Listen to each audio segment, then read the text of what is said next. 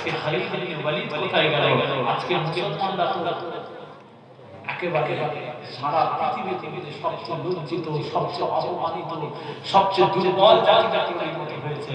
আমার রাসূলুল্লাহ ঘোষণা করেছিলেন এই মুসলমানদের জাতি কিন্তু সবচেয়ে শ্রেষ্ঠ জাত, কিন্তু কিয়ামতের পূর্বেতে এমন একটা পজিশন আসবে আমার মাটিদের অন্তরের মধ্যে শহীদি তামান্না থাকবে না, শহীদি তামান্না থাকবে না, তাদের দিলের মধ্যে মওতের প্রতি খৌফ এসে যাবে, মৃত্যুর প্রতি ভয় এসে যাবে। আর দ্বিতীয় কথা আমার রাসূলুল্লাহ বললেন আমার উম্মতিকে দুনিয়ার লোভ লালসা, বিষয় সম্পত্তির লোভ আমার উম্মতকে পেয়ে বসবে, যার এরা এদের ঈমানি জজবাকে প্রকাশ করতে পারবে না।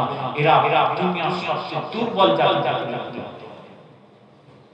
আজকে আমরা দুর্বল জাতিতে পরিণত হয়েছে হয়েছে না আজকে যে পারছে আমাদের টাকে বিভাগে যে পারছে আমাদের টাকে মেরে ফেলাচ্ছে, আমরা কিছু করছি না।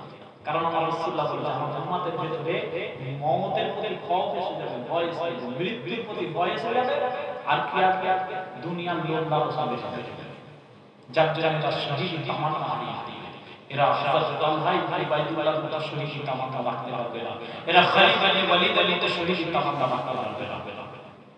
তাদের দিলে ঈমান ছিল, আমার নবী পাকের প্রতি পর্যাপ্ত পরিমাণ প্রেম ছিল, ঈমানের জজবা ছিল, শহীদ তামান্না ছিল। বলুন না সুবহানাল্লাহ। হযরত তালহা ইবনে উবাইদুল্লাহকে চেনেন? উহুদের ময়দানে যখন সমস্ত সাহাবীরা ছত্রভঙ্গ হয়ে গেছে, এদিক ওদিক ছত্রভঙ্গ, আমার নবীর কাছে কেউ নেই, একা হযরত তালহা ইবনে উবাইদুল্লাহ দাঁড়িয়ে আছে। জোরে বলেন সুবহানাল্লাহ।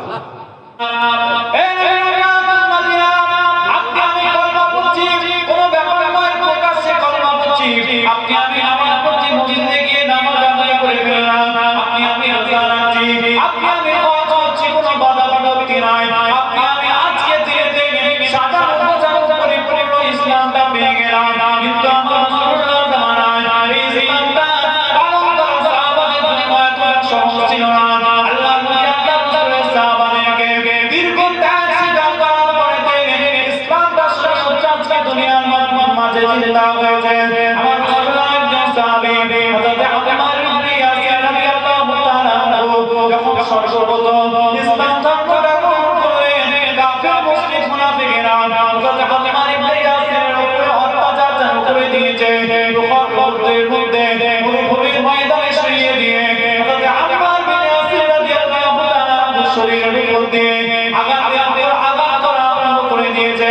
ওই ইবনে ইয়াসির, আজকে তুই বল তুই মুহাম্মদ রাসূলুল্লাহকে ছাড়বি কিনা বল, তুই আল্লাহর কোরআনকে ছাড়বি কিনা বল, তুই আল্লাহ পাকের এই কলমা শরীফটাকে ছাড়বি কিনা বল, আমার নবী মুহাম্মদ রাসূলুল্লাহ মুহাম্মদকে ছাড়বি কিনা বল, নবীর কদম ছাড়বি কিনা বল। হযরত আম্মার বিন ইয়াসির রাদিয়াল্লাহু তাআলা আনহু চিৎকার আওয়াজ দিয়ে জানিয়ে দিলেন, ওই কাফের মুশরিক মুনাফিকেরা, যদি তোরা আমার জীবন দিয়ে দেব, কিন্তু আমার রাসূলুল্লাহকে ছাড়তে পারবো না।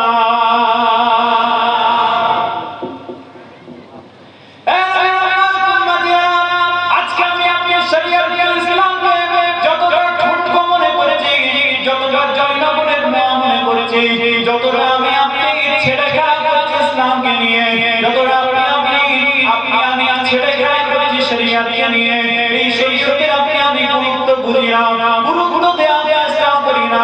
আমাদের অবস্থার পর নামাজের পর চলে যাচ্ছে, ফজরের পর জোহর পার হয়ে গেল, জোহরের পর আসর পার হয়ে গেল, আসরের পর মাগরিব পার হয়ে গেল, একবার চাইতে মসজিদে গিয়ে নামাজ আদায় করি।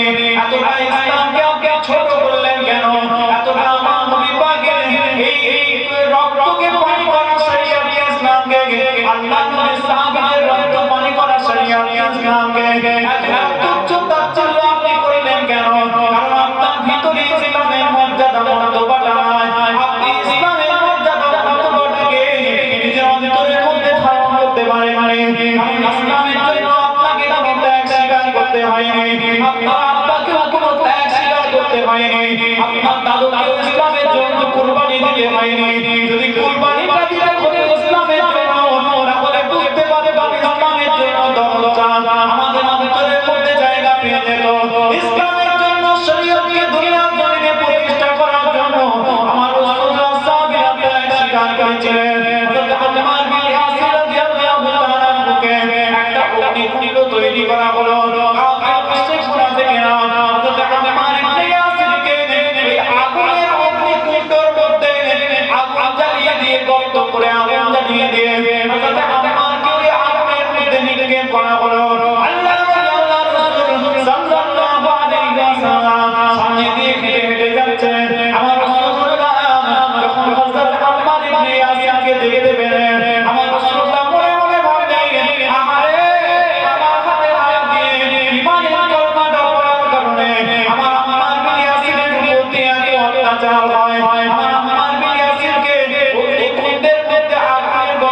মধ্যে ফিরে দেওয়া হয় আল্লাহ দরবারে রাসূলুল্লাহ তুলে দোয়া চাইলেন ও আপনি আব্বা জান ইব্রাহিম সালামের জন্য যেমন রোদের ওই কোণে আপনাকে ঠান্ডা করে দিয়েছিলেন তেমন আমার আম্মার মনে আসলের জন্য আপনি অগ্নি কোণে আপনাকে ঠান্ডা করে দেন আমার রাসূলুল্লাহ দোয়ার বদৌলতে হযরত আম্মার মনে আসলের জন্য ওই অগ্নি কোণে আপনাকে আমার আল্লাহ ঠান্ডা করে দিয়েছিলেন বলে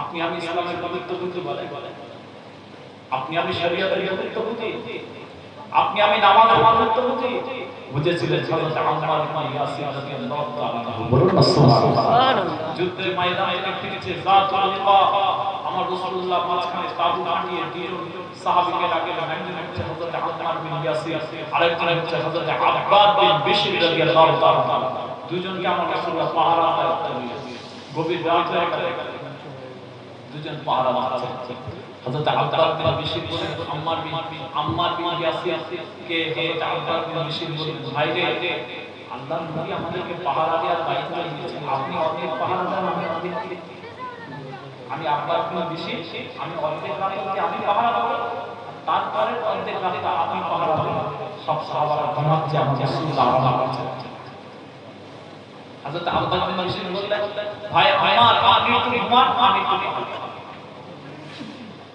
হযরত আব্বাদ বিন বিশর ঘুমাচ্ছেন হযরত আব্বাদ বিন বিশর তিনি পাহারা দাঁড়িয়ে ভাবছেন এই রাতে অর্ধেক টাইমটাই গভীর রাতের টাইমটা শুধু দাঁড়িয়ে পাহারা দিয়ে কি করব বরং আমি নামাজে দাঁড়িয়ে বলুন না সুবহানাল্লাহ পাহারা দিয়া নামাজ পাহারা দিয়া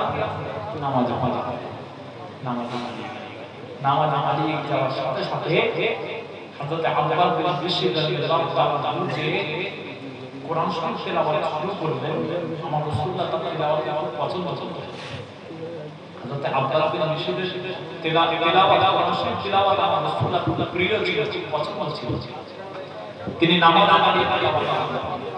যুদ্ধের ময়দানে একজন কাফেরের স্ত্রীকে সাহাবারা হত্যা করেছিল কোন কারণে একজন কাফেরের স্ত্রীকে সাহাবারা হত্যা করেছিল সেই হত্যার প্রতিশোধ নেওয়ার জন্য একজন কাফের যুদ্ধ থেকে শুনতে পেলেন হযরত আব্বাদ বিন বিশর রাদিয়াল্লাহু তাআলা কুরআন শরীফ পড়া রাতে কিছু অন্ধকার হযরত আব্বাদ বিন বিশরের গলার আওয়াজকে তাক করে একটা তীর ছোড়া হলো সেই তীরটা ডাইরেক্ট হযরত আব্বাদের শরীরের ভিতরে ঢুকে গেল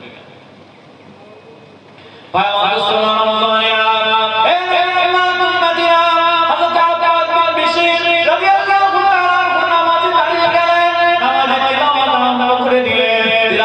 চলতে থাকে এমন সময়তে একজন কাফের একটা তীর ছুঁড়েছে হযরত আব্বাদ বিন বিশরের শরীরের মধ্যে তীরটা গিতে গেল হযরত আব্বাদ বিন বিশর তীরটাকে শরীর থেকে টেনে বার করে আবার নামাজের মধ্যে তিলাওয়াতটাকে কন্টিনিউ করলেন তিলাওয়াতটাকে চালিয়ে গেলেন এই নামাজ করে ওই কাফেরটা দূর থেকে আবার তিলাওয়াতের আওয়াজ পায় সে মনে করেছে হয়তো তীরটা আব্বাদ বিন বিশরের শরীরের মধ্যে লাগে না যদি শরীরের মধ্যে লাগতো তাহলে তিলাওয়াত করতে পারতো না এই না মনে করে আরেকটা তীর আব্বাদ বিন বিশরের দিকে ছুঁড়েছে আবার আব্বাদ বিন বিশরের শরীরের মধ্যে তীরটা লেগেছে এমন পরিস্থিতিতে হযরত আব্বাদ বিন বিশর রাদিয়াল্লাহু তাআলা ওই তীরটাকে শরীর থেকে আবার বার করে ফেলে দিলেন কিন্তু তিলাওয়াত বন্ধ করলেন না কুরআন শরীফটা তিলাওয়াত করতেই থাকলেন করেই চললেন এই পরিস্থিতিতে এই কাফের আবার একটা তীর হযরত আব্বাদের দিকে ছুঁড়ে দেয় এই তীরটা ছোড়ার সঙ্গে সঙ্গে হযরত আব্বাদ তবু তিলাওয়াতটা বন্ধ করলেন না কিছু তিলাওয়াত করতে হঠাৎ করে মাথায় চলে এলো যদি এই তিলাওয়াত করতে এই তীরের আঘাতের কারণে যদি আমি শহীদ হয়ে যাই তাহলে আমার রাসূলুল্লাহ আমাকে যে দায়িত্বটা দিয়েছিলেন যে আমাদের এই তাবুগুলোকে পাহারা দিতে হবে যদি আমি এই অবস্থায় শহীদ হয়ে যাই তাহলে আমার রাসূলুল্লাহ ওই দায়িত্বটা তো পালন করা হবে না এই না মনে করে তাড়াতাড়ি রুকু সিজদা করে নামাজটা কমপ্লিট করে নিলেন হযরত আম্মার বিন ইয়াসিরের কাছে দৌড়ে গিয়ে হযরত আম্মারকে ডেকে বললেন ও ভাই আম্মার রে দাঁড়িয়ে যাও এবার তোমার সময়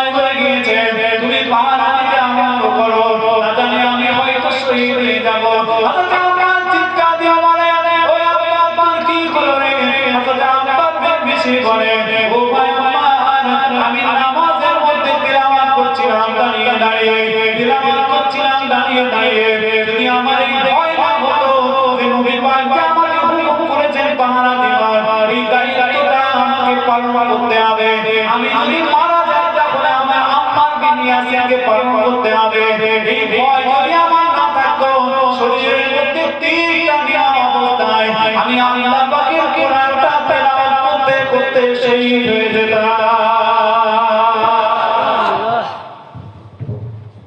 যদি আমার মনে না হতো যে আমার দায়িত্ব দিয়েছে রাসূলুল্লাহ আমি যদি এই অবস্থায় শহীদ হয়ে যাই তাহলে আমার রাসূলুল্লাহকে কাফেররা আঘাত করতে পারে তাড়াতাড়ি আম্মার বিন ইয়াসিরকে তুলে দিয়ে সে তারপর পাহারা দেবে তারপর যদি আমাদের শরীর ক্ষত হয়ে যায় আমার কিছু অসুবিধা নেই কিন্তু এতটুকু চিন্তা করেন যে শরীরে আঘাত লেগেছে তারপরে আঘাত পাওয়া সত্ত্বেও তিনটে তীর শরীরের মধ্যে নিয়ে একইভাবে তেলাওয়াত চালিয়ে গেছে তেলাওয়াত বন্ধ করেনি জোরে বলেন সুবহানাল্লাহ একে বলে ঈমানি জজবা ঈমানি পাওয়া এই ঈমানি জজবা কোথায় গেল এই ঈমানি চেতনা আমাদের কোথায় গেল সালাম আইয়ুবী কোথায় গেল আব্দুল গাজী কোথায় গেল ওসমান কোথায় গেল আজকে খালিদ ইবনে ওয়ালিদ কোথায় গেল আজকে মুসলমানরা তো একেবারে সারা পৃথিবীতে সবচেয়ে লজ্জিত সবচেয়ে অপমানিত সবচেয়ে দুর্বল জাতি হয়েছে আমার রাসূলুল্লাহ ঘোষণা করেছিলেন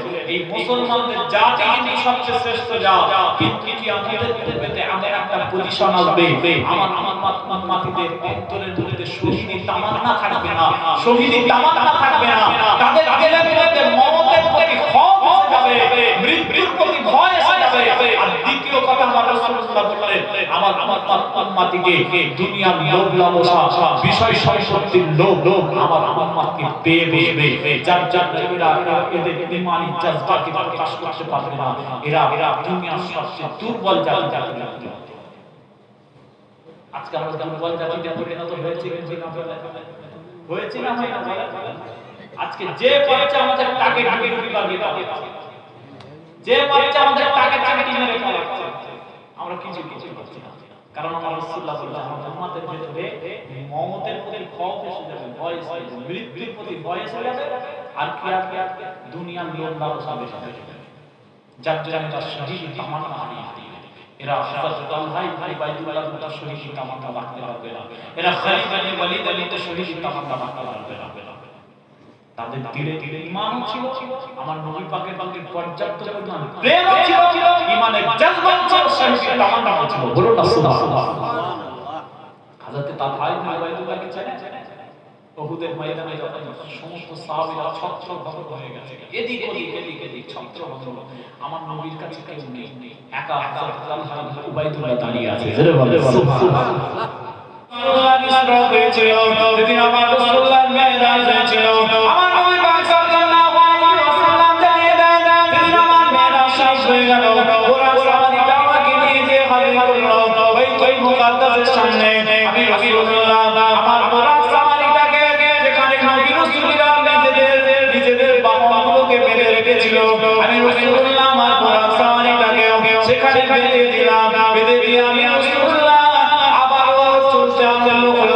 বাইতুল মুকাদ্দাসের দরওয়াজাটা খুলে বাইতুল মুকাদ্দাসের ভিতরে প্রবেশ করলাম আমি রাসূলুল্লাহ দেখতে পেলাম বাইতুল মুকাদ্দাসের ভিতরে আসহাবিকাল্লাহু আলাইহিল মালাইকা ওয়ার রাসূলু ফিল মাসজিদিল আকসা আলা কদামি আমি রাসূলুল্লাহ দেখতে পেলাম বাইতুল মুকাদ্দাসের মধ্যে 1,24,000 মতান্তরে 2,24,000 নবী রাসূল পয়গম্বরের আমি রাসূলুল্লাহ বলে আমাকে স্বাগত জানাবে বলে আমাকে ওয়েলকাম জানানোর জন্য দাঁড়িয়ে রয়েছে বলে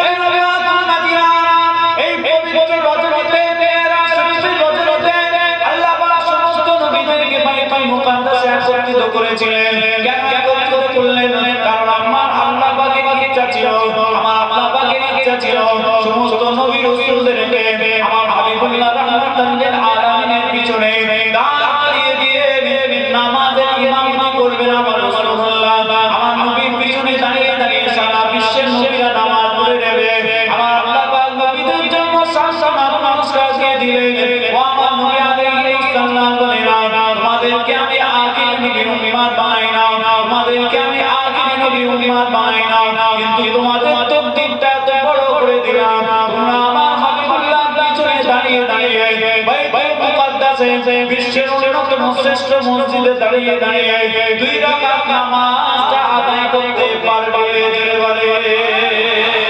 আর জোরে বলে সুবহানাল্লাহ। নবীদের স্বপ্ন পূরণ হয়নি কিন্তু আল্লাহ পাক তাদের জন্য একটা সান্ত্বনা পুরস্কার দিলেন যে না তোমরা জীবনে একবার হলেও আমার আখির নবীর পিছনে দাঁড়িয়ে দাঁড়িয়ে নামাজ পড়তে পারবে জোরে বলে সুবহানাল্লাহ। আল্লাহ পাক তৌফিক নবীদেরকে দান করেছিলেন। তাহলে আমরা তো বড় তকদিরওয়ালা মাত্র হয়েছি দেখেন নবীরা আল্লাহ তাআলা চেয়েও আমার আল্লাহ বলছেন ও আমার নবীরা তোমাদেরকে আমি আখির নবীর উম্মত বানাইনি বটে কিন্তু ঘটঘটুর মোল্লাপাড়ার যে সমস্ত মানুষগুলো মাথায় টুপি পরে পাঞ্জাবি পরে জলসা মুসাদিসে আদবের সাথে বসেছে ওদের তকদিরকে এত বড় করেছে ওদেরকে আমার আখির নবীর উম্মত বানিয়ে দিয়েছে আমরা খুশি না বেটা আমার হাবিবুল্লাহ উম্মত হয়ে আমরা খুশি না বেটা জোরে বলে সেই খুশিকে ইজহার করে মহব্বতে আমার নবী পাকের উচ্চ আওয়াজে দরুদ শরীফ পড়েন আল্লাহুম্মা সাল্লি আলা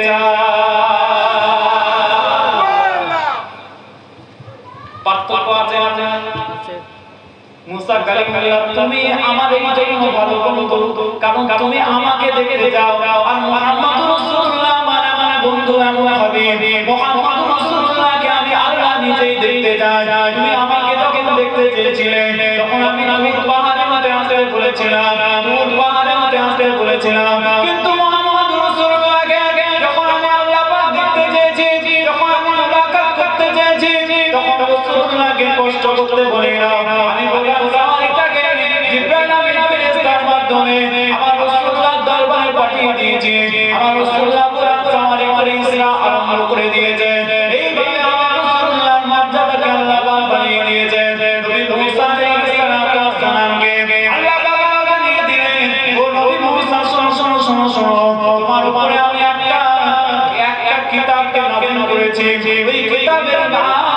তাওরাত কিতাব তোমাকে আমি যখন এই কিতাবটা নাযিল করেছিলাম তোমার উপরে যখন আমি এই ওহীগুলোকে প্রেরণ করেছিলাম যখন তোমার সাথে আমি ওহী প্রেরণ করি তোমাকে নির্দিষ্ট জায়গায় আসতে হয় নির্দিষ্ট জায়গায় তাদের পাহাড়ে আসা পড়ে আমি তোমার উপরে ওহীটা প্রেরণ করি তোমার উপরে তাওরাত কিতাবটা প্রেরণ করি কিন্তু মুহাম্মদ রাসূলুল্লাহ আমার এমন হাবিব আমার বন্ধু এমন আমার গুরুত্বপূর্ণ বন্ধু হাবিবুল্লাহ মুহাম্মদ রাসূলুল্লাহ সাল্লাল্লাহু আলাইহি ওয়াসাল্লাম এই মুহাম্মদ রাসূলুল্লাহ যেখানে যেখানে যায় আমি আমার পবিত্র কোরআন শরীফকে আমার রাসূলুল্লাহ পিছনে পিছনে জিবরাইল ফেরেশতার মাধ্যমে পাঠিয়ে দিই আরেকটু জোরে হবে সুবহানাল্লাহ আমার হাবিবুল্লাহ যেখানে যায় আল্লাহর কোরআন সেখানে যায় আমার হাবিবুল্লাহ মক্কায় আল্লাহর কোরআন মক্কায় মাক্কি সূরা আছে মাক্কি সূরা মাদানী সূরা মদিনায় অবতীর্ণ সূরা মক্কায় অবতীর্ণ সূরা আমার রাসূলুল্লাহ যখন মক্কা গেলেন তখন আল্লাহর কোরআন মক্কায় আমার রাসূলুল্লাহ যখন মদিনায় আল্লাহর কোরআন মদিনায় আমার রাসূলুল্লাহ যখন যুদ্ধের ময়দানে আল্লাহর পবিত্র কোরআন শরীফ যুদ্ধের ময়দানে আমার রাসূলুল্লাহ যখন নিজের ঘরের মধ্যে তখন আল্লাহ পাকের পবিত্র কোরআন নিজের ঘরের মধ্যে যখন আমার রাসূলুল্লাহ মসজিদে কিবলাতাইনের মধ্যে তখন আমার রাসূলুল্লাহর পিছনে পিছনে আল্লাহর কোরআনের আয়াত মসজিদে কিবলাতাইনের মধ্যে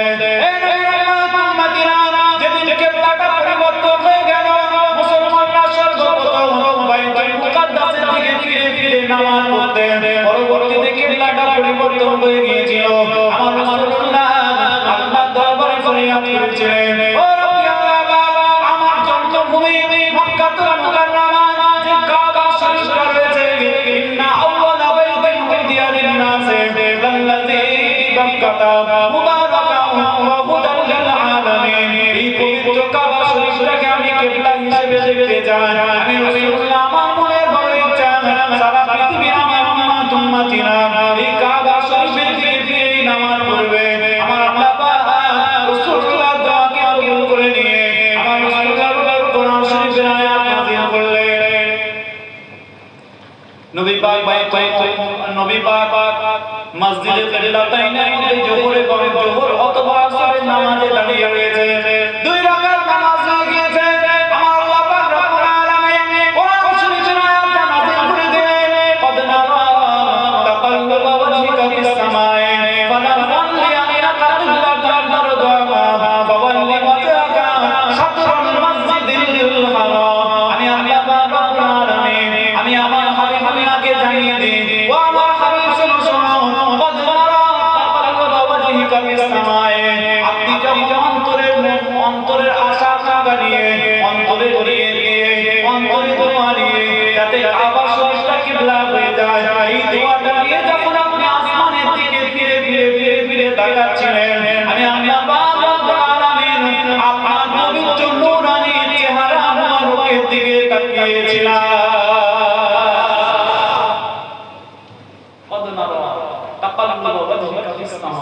হাবিব আপনি যখন আসমানের দিকে তাকাচ্ছিলেন আমি আল্লাহ পাক আপনার চেহারার দিকে তাকিয়েছিলাম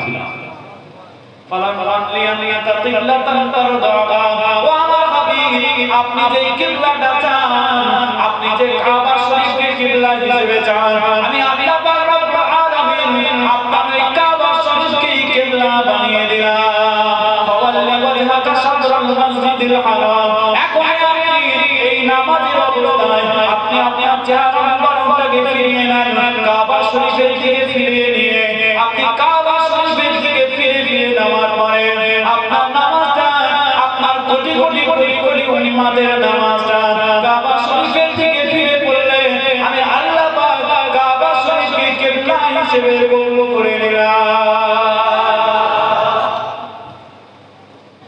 হাবিবুল্লাহ চেয়েছে কাবাকে বলুন না সুবহানাল্লাহ হাবিবুল্লাহ দাঁড়ালে শরীয়ত হাবিবুল্লাহ বসলে শরীয়ত হাবিবুল্লাহ হাসলে শরীয়ত হাবিবুল্লাহ খেলে শরীয়ত হাবিবুল্লাহ যা করে তাই শরীয়ত বলুন না সুবহানাল্লাহ হাবিবুল্লাহ চেয়েছে সঙ্গে সঙ্গে কাবা শরীফ কিবলা ইন্না আউওয়ালা বাইতিন উদিয়া লিন-নাসি লাল্লাযী বিবাক্কাতা মুবারাকান ওয়া হুদাল লিল আলামিন পবিত্র ঘর এই পৃথিবীর জমিনের মধ্যে আল্লাহ তাআলা বলেছেন এই পৃথিবীর জগতের মধ্যে প্রথম ঘর আল্লাহ তাআলা বানিয়েছে পবিত্র কাবা শরীফ।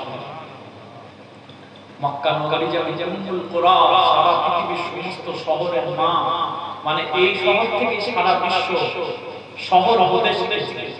শহর কাকে বলে এটা শিখেছে কার কাছ থেকে? মক্কা শহর থেকে। আর কাবা শরীফ থেকে সারা পৃথিবীর মানুষ শিখেছে যে ঘর কাকে বলে। ঘর কাকে বলে এটা পৃথিবীর মানুষ শিখেছে কাবা শরীফ থেকে। ঠিক কি না বলেন?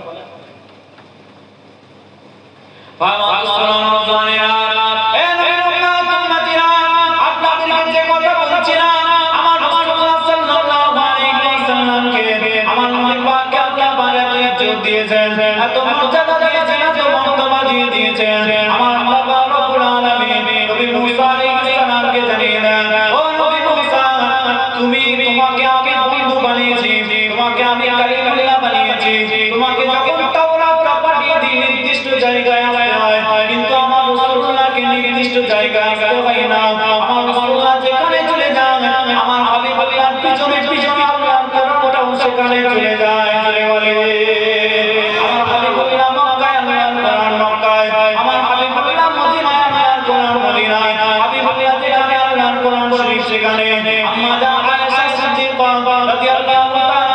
প্রশ্ন করা হয়েছিল, ও আমার আম্মা জান, আপনি আমাদেরকে জানিয়ে দেন আমার নবী পাকের চরিত্রটা কি রকম ছিল, আমার রাসূলুল্লাহর ক্যারেক্টারটা কি রকম ছিল, আমার রাসূলুল্লাহর আচার ব্যবহারটা চলাফেরাটা কি রকম ছিল।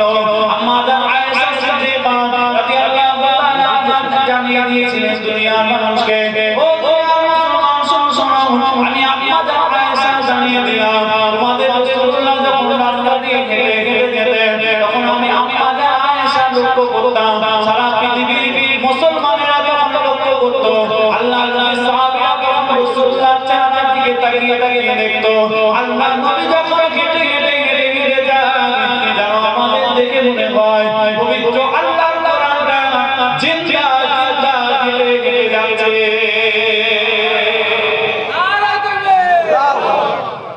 লাকাদ কানা লাকুম ফী রাসূলিল্লাহি উসওয়াতুন হাসানাহ। আমার হাবিবুল্লাহর মধ্যে উত্তম চরিত্র নিহিত রয়েছে। জোরে বলেন সুবহানাল্লাহ। নবী মুসা আলাইহিস সালাম জানতে পেরে গেলেন যে হাবিবুল্লাহ সাল্লাল্লাহু কালিমাল্লাহর কি পার্থক্য। আমাকে আল্লাহ কালিমুল্লাহ বানিয়েছে, মুহাম্মদুর রাসূলুল্লাহকে হাবিবুল্লাহ বানিয়েছে, তার মাকামে আলাদা, মারতাবা মাযহাবাই আলাদা। জোরে বলেন টাকা কুল কায়নাতের সমস্ত নবী রাসূলের সরদার বানিয়েছে। আখেরি নবীর ব্যাপারটা আলাদা। যখন কিছুই সৃষ্টি হয়নি, আমার রাসূল সাল্লাল্লাহু আলাইহি ওয়াসাল্লাম বলেছেন কুনতু নবিয়্যান ওয়া আদম বাইনাল মা'i ওয়াত তিন, আমি তখন থেকে নবী যখন আদম আলাইহিস সালাম মাটি এবং পানির মধ্যে ছিলেন, মাটি এবং পানির ভিতরে তিনি ছিলেন, তখন সৃষ্টি হয়নি, তার আগে থেকে আমি নবী ছিলাম। বলুন না সুবহানাল্লাহ। যখন আদম আলাইহিস সালামকে সৃষ্টি করা হয়নি, তার আগে থেকে আমার নবী পাকের নাম মুবারকটা আমার আল্লাহ পাক আরশের খুঁটিতে আরশের দেওয়ালে আমার আল্লাহ পাক লিপিবদ্ধ করেছেন, লিখে রেখেছেন। বলুন না সুবহানাল্লাহ।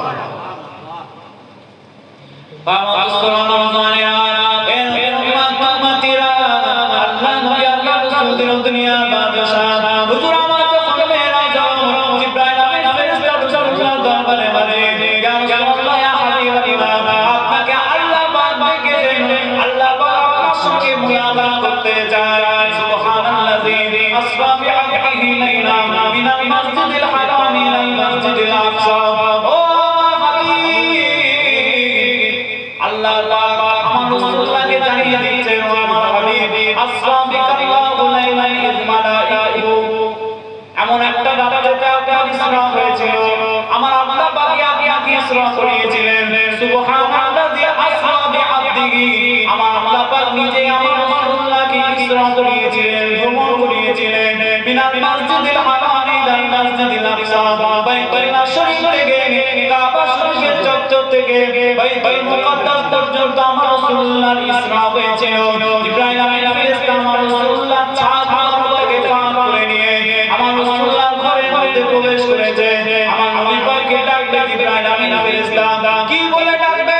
জিবরাইল আমিন চিন্তা করে গেল, আমি আমার রাসূলুল্লাহকে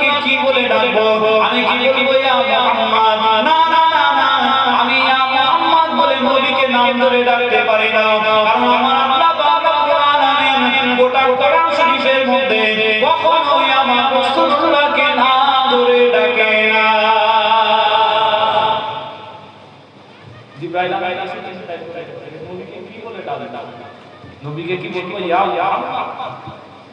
না, এটা তো বলতে পারে, কারণ আল্লাহ পাক আল্লাহ কোরআন শরীফের মধ্যে আমাদের নবীকে কখনো নাম ধরে ডাকেনি। বলুন না সুবহানাল্লাহ। আমার রাসূলকে আল্লাহ তাআলা বলেছেন ইয়া আইয়ুহাল মুযাম্মিল, ইয়া আইয়ুহাল মুদাসসির বলেছেন। আমার নবী সাল্লাল্লাহু আলাইহি ওয়াসাল্লাম যখন সর্বপ্রথম যত বহিটা নাযিল হলো, জিবরাইল এসে বলছে ইকরা, আমার নবী পাক বলেন মা আনা বিকারি, मैं पढ़ने वाले में से नहीं हूं, আমি পাঠ নয়। তারপর তিনবার বলার পরে জিবরাইল রাসূলুল্লাহকে বুকের মধ্যে চাপতে ধরেছিল, তাই তো নাকি? তারপরে বলেন ইকরা বিসমি রাব্বিকাল্লাযী খালাক, আমার রাসূলুল্লাহ পড়তে আরম্ভ করলেন। ওই যে ঘটনার পরে আমার বাড়ি গিয়ে আম্মা জান খাদিজা রাদিয়াল্লাহু তাআলা আমাকে বললেন, খাদিজা গো, আমাকে একটা চাদর দাও, আমাকে একটা চাদর দাও। এখন আমার সাথে যে ঘটনাটা একটু আগে ঘটেছে, এই ঘটনার এক্সপেরিয়েন্স, অভিজ্ঞতাটা আমার জীবনে প্রথম। এর আগে কখনো এই ঘটনা ঘটেনি। আল্লাহর ফেরেশতাকে আমি এর আগে জীবনে কখনো দেখিনি। প্রথমবার তো একটু ভীত, একটু সন্ত্রস্ত, একটা চাদর দাও। আমি চাদরটা নিজের গায়ে গায়ে শরীরের মধ্যে জড়িয়ে বসে থাকি, তাতে যদি আমার ভয় কম। এই কথা বলার সাথে সাথে আম্মা জান খাদিজা রাদিয়াল্লাহু তাআলা একটা চাদর দিলেন। এই চাদরটা নিজের শরীরের মধ্যে মুড়ি দিয়ে বসে রইলেন। আমার রাসূলুল্লাহ এই হালতটাকে আমার আল্লাহ পাক এত পছন্দ করেছে। আমার আল্লাহ পাক রব্বুল আলামিন, আমার আল্লাহ পাক কোরআন শরীফে আমার নবীকে ইয়া আইয়ুহাল মুযাম্মিল বলে ডেকেছেন, মানে হে চাদর আবৃত নবী। বলুন না সুবহানাল্লাহ। রাসূলুল্লাহ চাদর মুড়ি দিয়ে বসাটা আল্লাহ তাআলার একটা পছন্দ। ওইজন্য আমার নবীকে আল্লাহ ডাকছেন কি বলে? ইয়া আইয়ুহাল মুযাম্মিল, হে চাদর আবৃত নবী। তারপর কোরআন শরীফে মুহাম্মদ সাল্লাল্লাহু আলাইহি ওয়াসাল্লাম শব্দটা আসেনি? হ্যাঁ, এসেছে। কখন এসেছে? যখন আমার নবী পাক সাল্লাল্লাহু আলাইহি ওয়াসাল্লামকে আমার আল্লাহ পাক রব্বুল আলামিন দুনিয়ার মানুষের সাথে পরিচয় করে দিয়েছেন। মা কানা মুহাম্মাদুন আবা আহাদিন মিন রিজালিকুম ওয়ালাকিন রাসূলুল্লাহি ওয়া খাতামান নাবিয়্যিন। আমার হাবিবুল্লাহ মুহাম্মদ সাল্লাল্লাহু আলাইহি ওয়াসাল্লাম তোমাদের মধ্যে কোনো পুরুষের বাপ নয়। মুহাম্মদ সাল্লাল্লাহু আলাইহি ওয়াসাল্লাম হচ্ছেন আমার আল্লাহ পাকের রাসূল। সুবহানাল্লাহ। ওয়া খাতামান নাবিয়্যিন, এবং আল্লাহ পাকের শেষ নবী। যখন রাসূলুল্লাহ পরিচয় করে দেওয়া পালা এসেছে, তখন নবী পাকের নাম মুবারকটা আল্লাহ উদ্ধৃতি করে কোরআন শরীফে আয়াত নাযিল করেছেন। বলুন না সুবহানাল্লাহ। কিন্তু যখন ডাকা সময় এসেছে, নবীকে যখন সম্বোধন করার সময় এসেছে, তখন কিন্তু আমার আল্লাহ পাক ইয়া মুহাম্মদ বলে ডাকেন। বলুন না সুবহানাল্লাহ। ভাই আমাদের মুসলমানেরা, এই নবীর উম্মত-উম্মতিরা, হযরত জিবরাইল আমিন ফেরেশতা আমার রাসূলুল্লাহকে তুলে নিয়ে ঘুমটা ভাঙিয়ে দিয়ে আমার রাসূলুল্লাহর পায়ের মধ্যে স্পর্শ করলেন। নবী পাকের ঘুমটা ভেঙে গেল। আমার রাসূলুল্লাহকে নিয়ে গিয়ে জিবরাইল আমিন ফেরেশতা কাবা শরীফের চত্বরে নিয়ে গিয়ে হাজির করলেন। আমার রাসূলুল্লাহর সিনাটা চাপলো। আমার নবী পাকের শরীরের বুকের মধ্যে চামড়াটাকে জিবরাইল আমিন ফেরেশতা দুটো ভাগ করে আলাদা করে ফেললেন। আমার রাসূলুল্লাহর শরীরের মধ্যে, বুকের মধ্যে হাড় গড়গড়া, হৃৎপিণ্ড গড়গড়া জিবরাইল আমিন ফেরেশতা বাইরে বার করে আনলেন। জমজমের পানি দিয়ে আমার রাসূলুল্লাহ হৃৎপিণ্ডটা, হাড় গড়গড়া হৃদয়টাকে ধোয়া হলো। অতঃপর আমার রাসূলুল্লাহ সিনার মধ্যে আবার লাগিয়ে দেওয়া হলো। আল্লাহ পাকের তরফ থেকে কিছু নূর, জিবরাইল আমিন ফেরেশতা কিছু নূরানি পদার্থ আমার রাসূলুল্লাহ সিনার মধ্যে স্থাপন করে দিয়েছিলেন। জিবরাইল আমিন ফেরেশতা মতো বড় বড় রাসূলুল্লাহ সিনার মুবারকের চামড়াগুলোকে আবার জোড়া লাগিয়ে দিয়ে আমার রাসূলুল্লাহকে দান করিয়ে দিলেন। ইয়া রাসূলুল্লাহ, ইয়া হাবিবাল্লাহ, আপনার জন্য ঘোড়ার সওয়ারিটা এসে হাজির হয়েছে।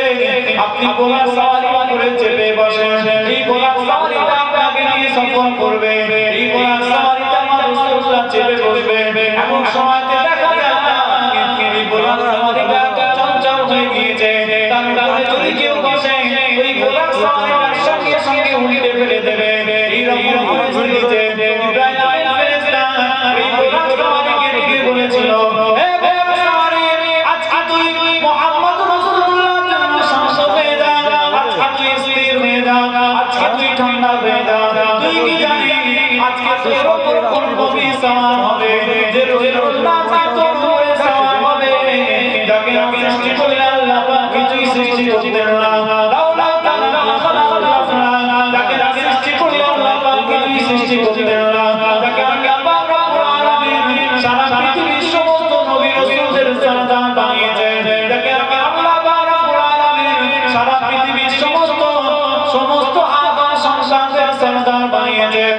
কথা বলার সঙ্গে সঙ্গে বুরাক সাওয়ারি চুপ করে দাঁড়িয়ে গেল। আমার রাসূলুল্লাহ পিঠের মধ্যে চড়ে বসলেন। আল্লাহ নবী আল্লাহ রাসূল জানিয়ে দিয়েছেন, ও মুসলমান, এই বুরাক সাওয়ারিটা যখন আমাকে নিয়ে চলতে আরম্ভ করে দিয়েছিল, এত দ্রুত গতিতে, এত বিদ্যুৎ গতিতে চলতে আরম্ভ করেছে,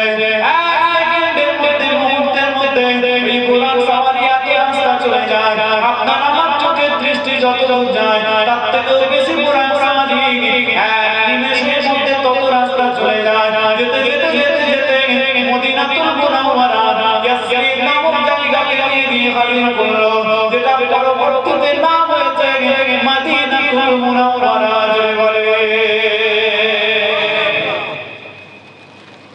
মদিনা শরীফের জায়গায় গিয়ে হাজির আমার নবীর পাক গোটা গোটা মদিনা দেখা হবে।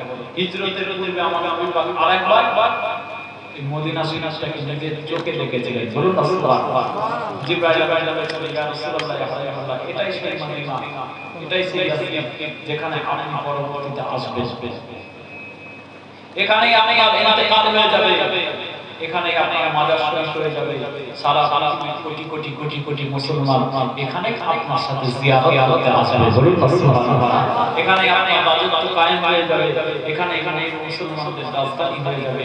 এই মদিনা শরীফ থেকেই আপনার শেষ জীবনটা এই শহরের মধ্যেই কাটবে।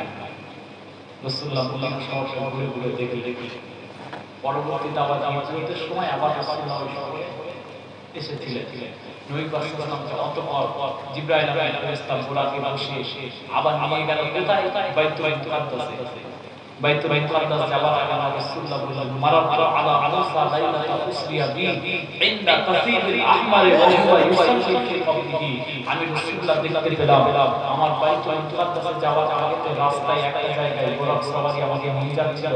আমি রাসূলুল্লাহ দেখতে পেলাম একটা লাল এবং পতাকা নিকটে নবী মুসা আলাইহিস সালামের কবর রয়েছে। নবী মুসা আলাইহিস সালামকে আমি রাসূলুল্লাহ দেখলাম, তিনি তার নিজের কবরের উপরে দাঁড়িয়ে দাঁড়িয়ে নামাজ আদায় করছেন। যেটা বলে সুবহানাল্লাহ। এর থেকে বোঝা যায় নবীরা হচ্ছে হায়াত নবীরা হায়াত নবী জিন্দা, তারা তাদের কবরের উপরে নামাজও পড়তে পারে। আল আমবিয়া ওয়া ফি কুবুরিহিম ইউসাল্লুন।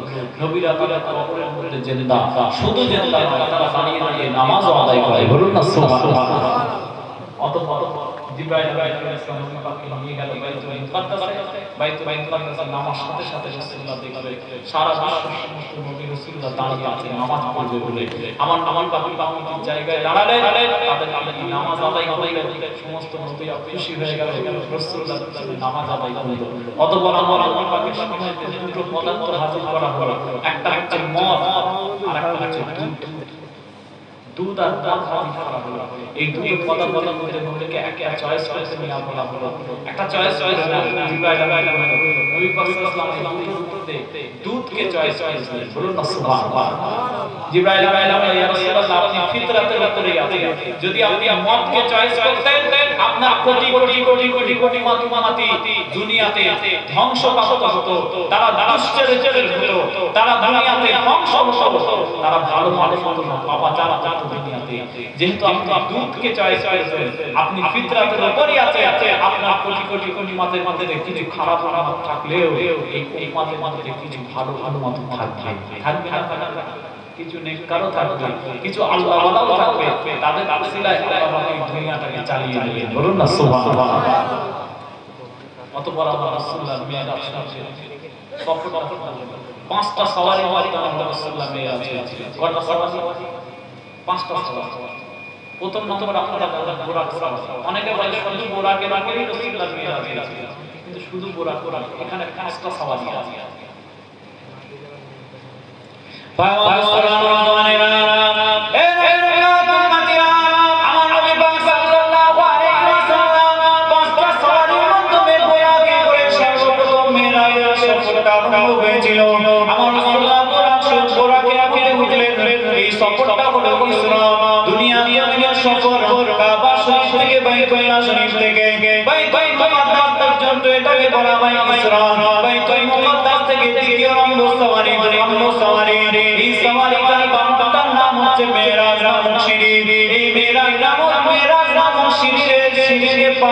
সঙ্গে সঙ্গে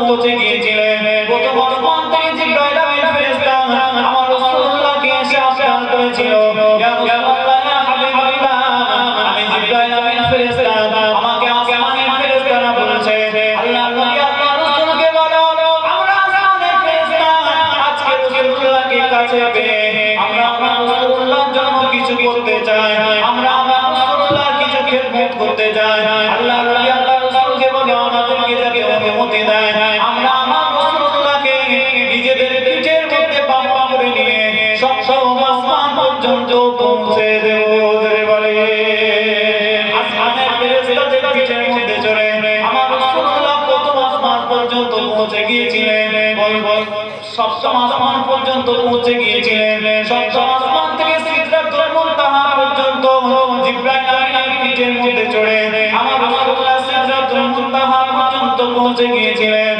আল্লাহ নবী আল্লাহর রাসূল জানিয়ে দিয়েছেন সিদরাতুল মুনতাহাটা একটা বড় গাছের মতো ফুল গাছের মতো দেখতে একটা গাছ এই গাছটা এত সুন্দর আমি রাসূলুল্লাহ কেন সারা পৃথিবীর পুরো মানুষ নিজের ভাষাতে মুখে প্রকাশ করতে পারবে না এত সুন্দর গাছ এই সিদরাতুল মুনতাহা এই সিদরাতুল মুনতাহার পাশে একটা জান্নাত রয়েছে ওই জান্নাতের নাম হচ্ছে জান্নাতুল মাওয়া আমার রাসূলুল্লাহ দেখতে পেয়েছিলেন অতঃপর আমার রাসূলুল্লাহকে জিবরাইল আমিন ফেরেশতা বলল ইয়া রাসূলুল্লাহ ইয়া হাবিবাল্লাহ এর থেকে উপরে ওঠার জন্য আমার কাছে কোনো অনুমতি নাই আমার কাছে কোনো পারমিশন নাই আপনার জন্য একটা সওয়ারি আছে এই সওয়ারিটা হচ্ছে পঞ্চম নাম্বার সওয়ারি 5 নম্বর সওয়ারি আমার রাসূলুল্লাহর কাছে আরো বড় সওয়ারি মতো আর একটা সওয়ারির নাম হচ্ছে রাসরাব এই রাসরাব সওয়ারিতে চড়ে আমার নবী পাক একেবারে ফাকানা কাবা কাউসাইনা ওয়া আদনা আমার আল্লাহ পাকের নিকট পর্যন্ত পৌঁছে গিয়েছিলেন আমার আল্লাহ পাকের সাথে হাবিবুল্লাহ কিছু কথা হয়েছিল আপনি আমি নামাজের মধ্যে তাশাহুদ পাঠ করি না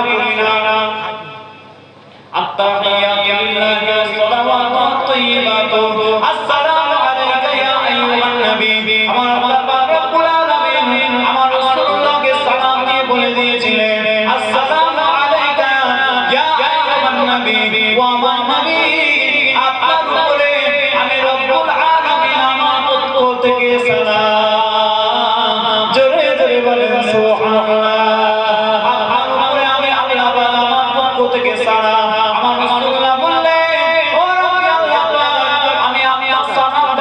নিজের মধ্যে আবদ্ধ রাখতে চাই না আসসালামু আলাইনা ওয়া আলা ইবাদিল্লাহিস সালিহিন আল্লাহ পাক আপনি আমার সালাম প্রেরণ করেছেন আমি সালামটাকে ভাগ করে নিয়ে সারা পৃথিবীর সমস্ত নবী রাসূলদের মধ্যে ভাগ করে নিলাম আমি রাসূলুল্লাহ জানিয়ে দিলাম সারা পৃথিবীর নবী রাসূলদের উপরও আপনার সালাম শুধু নবী রাসূলদের উপরে নয় ওয়া আলা ইবাদিল্লাহিস সালিহিন সারা পৃথিবীতে যত নেককার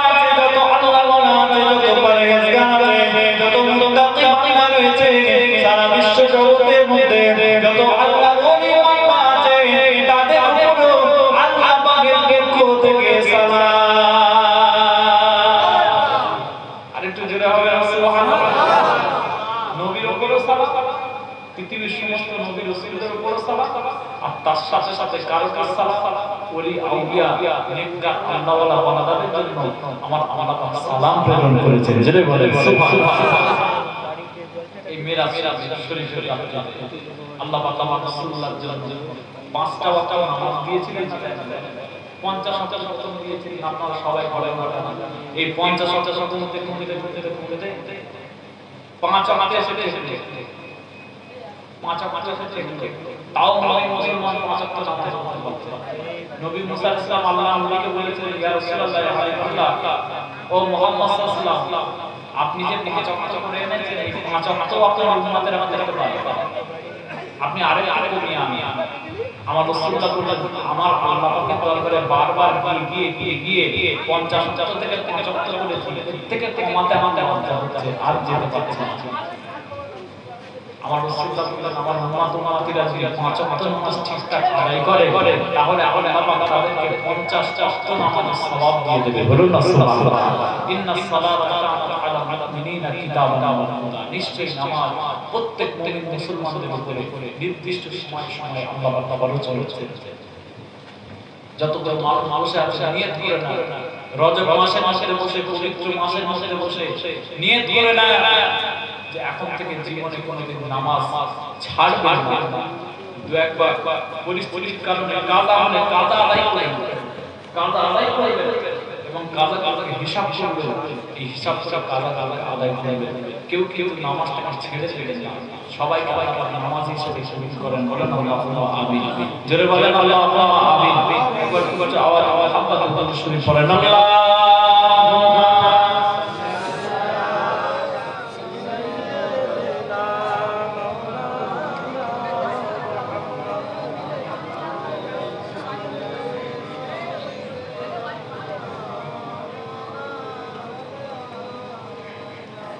হয় মহব্বত একটু জোরে জোরে পড়েন আল্লাহুম্মা সাল্লি আলা।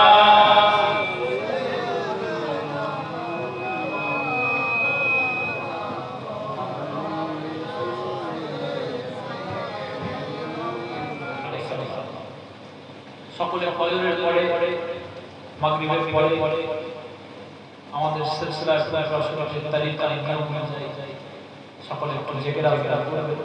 এই নাফিস জিকির একটু করবে, যেমন নামাজের পালন হবে তেমন জিকির আজকার দরকার আছে না? নামাজের যেমন দরকার আছে জিকির আজকারও প্রয়োজন আছে। আমরা তো নামাজটাকে কর্তব্য হিসেবে মনেই করি না। মুমিন মুসলমান আমরা সপ্তাহে একটা জুমার দিনের নামাজি হয়ে বসে আছি। আমাদের পাঞ্জাবিদের টুপিগুলো তোলা থাকে আমরা জুমার দিন আর গ্রামে জলসা আছে তখন বেরোবে। তাছাড়া আমাদের টুপি পাঞ্জাবি বেরোতে চাই আছে না নাই? আল্লাহ পাক আমাদেরকে নামাজি তার সাথে সাথে সাকিরি মিলে জিকির আজকার করতে হবে। আসলে সবচেয়ে বড় ব্যাপারটা কি, আমরা মুমিন মুসলমান হয়েছি বাই জন্মগতভাবে মুসলমান, তাই না? আমরা যে মুসলমান এটা বাই জন্মগতভাবে আমরা মুসলমান হয়েছি।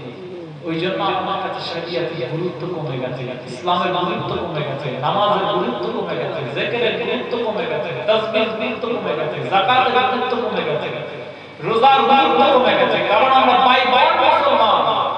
আমরা না চাইতে ফিরি কোরআন শরীফ পেয়ে গেছি, ইসলাম পেয়ে গেছি, পরিপূর্ণ সালাত নামাজ পেয়ে গেছি, সুন্দর মসজিদ পেয়ে গেছি, জলসা মাহফিল পেয়ে গেছি, ভালো ওয়াইজ পেয়ে গেছি, সুন্দর ভালো আপনার আলেম উলামা পেয়ে গেছি, মাদ্রাসা পেয়ে গেছি, মসজিদ পেয়ে গেছি, খানকা পেয়ে গেছি। এগুলো করতে তো আমাদেরকে কাঠখড় পোড়াতে হবে না, আমাদেরকে মেহনত করতে হবে। একটা কথার কথা আছে, মেহনতের মাধ্যমে মানুষ যেটা কামায় তার কাছে সেটা গুরুত্ব থাকে।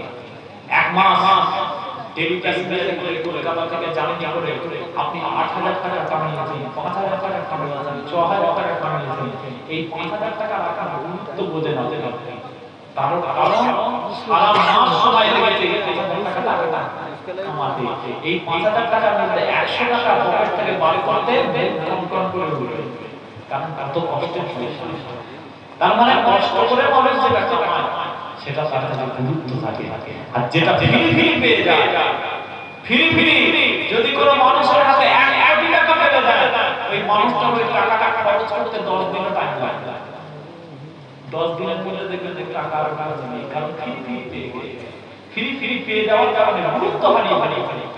আমরা নামাজ মায়ের ভাই থেকে দুনিয়ায় এসে নামাজ পেয়ে গেছি, মায়ের ভাই থেকে দুনিয়ায় এসে আমরা কোরআন শরীফ পেয়ে গেছি, মায়ের ভাই থেকে দুনিয়ায় এসে পবিত্র হাদিস শরীফ পেয়ে গেছি, মায়ের ভাই থেকে দুনিয়ায় এসে মাদ্রাসা পেয়ে গেছি, মসজিদ পেয়ে গেছি, খানকা পেয়ে গেছি, জলসা পেয়ে গেছি, আলেম ওলামাদের পেয়ে গেছি।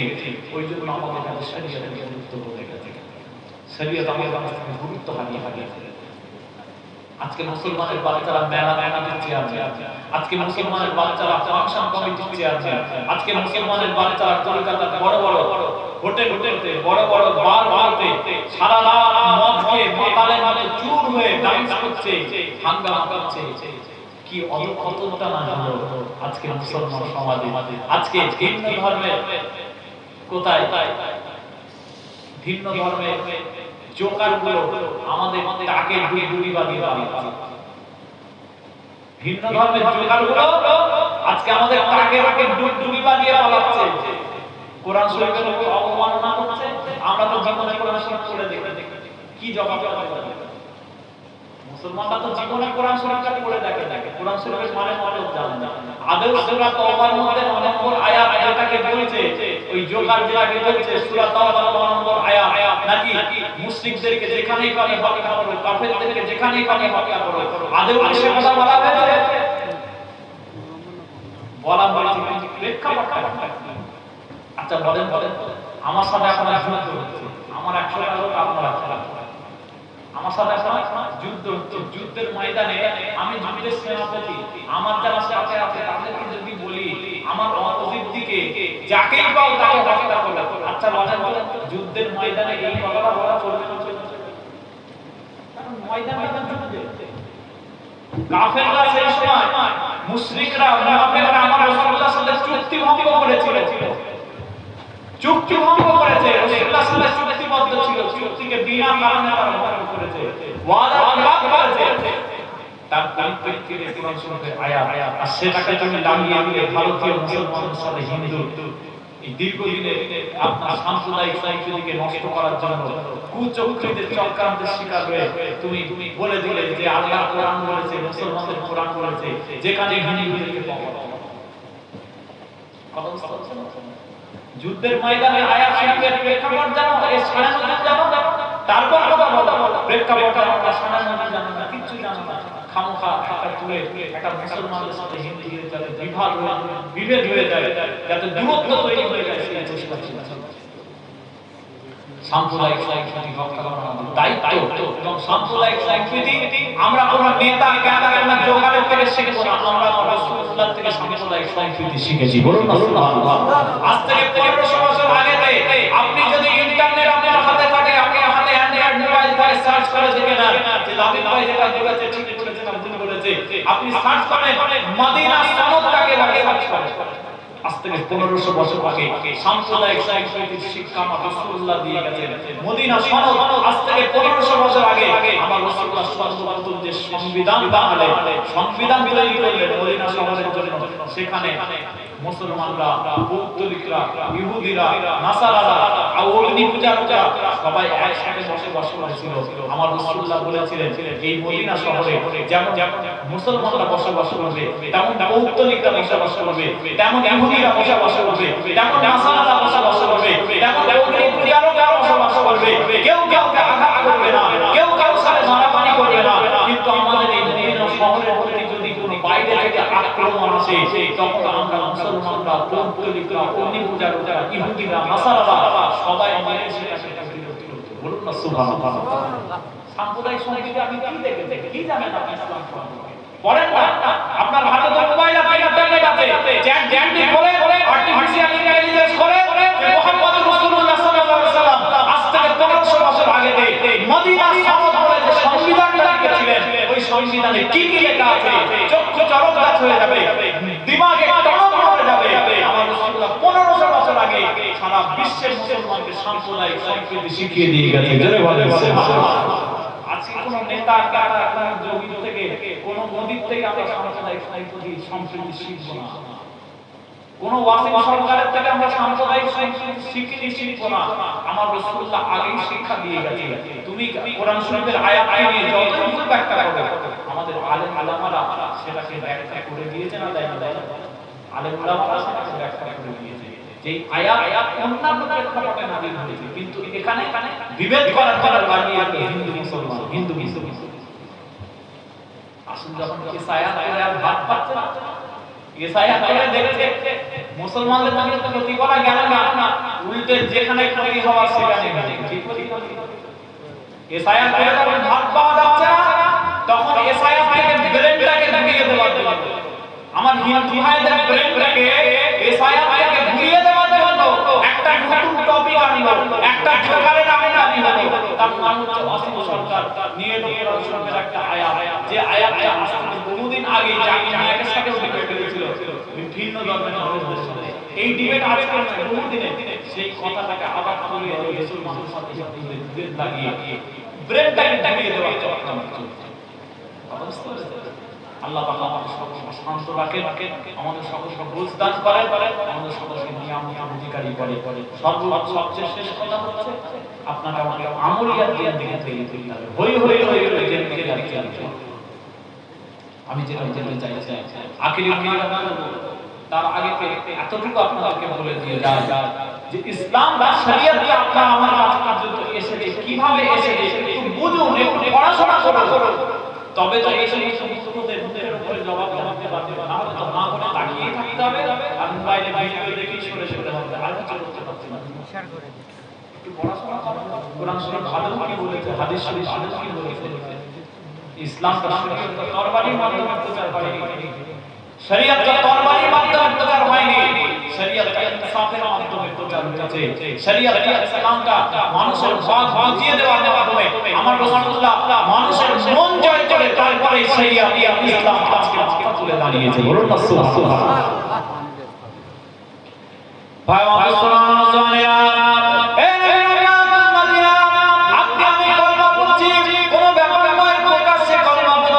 আপনি আমি আমার প্রতি জিন্দেগি নামাজ আদায় করে ফেললাম, আপনি আমি রোজা রাখছি, আপনি আমি হজ করছি, কোনো বাধা বিপত্তি নাই, আপনি আমি আজকে ধীরে সাজানো গোছানো পরিপূর্ণ ইসলামটা পেয়ে গেলাম।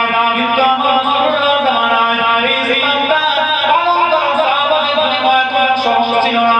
আল্লাহ নবী আল্লাহ রাসূলের সাহাবাদেরকে দীর্ঘ ত্যাগ স্বীকার করার পরে ইসলামটা সর্বোচ্চ আজকে দুনিয়ার মাঝে জিন্দা হয়েছে। আমার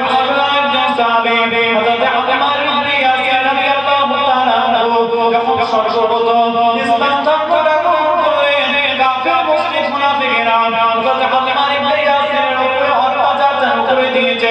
বুখারীর মধ্যে মরুভূমির ময়দানে শুইয়ে দিয়ে হযরত আম্মার ইবনে ইয়াসির রাদিয়াল্লাহু তাআলা শরীরের মধ্যে আঘাত করা আরম্ভ করে দিয়েছে।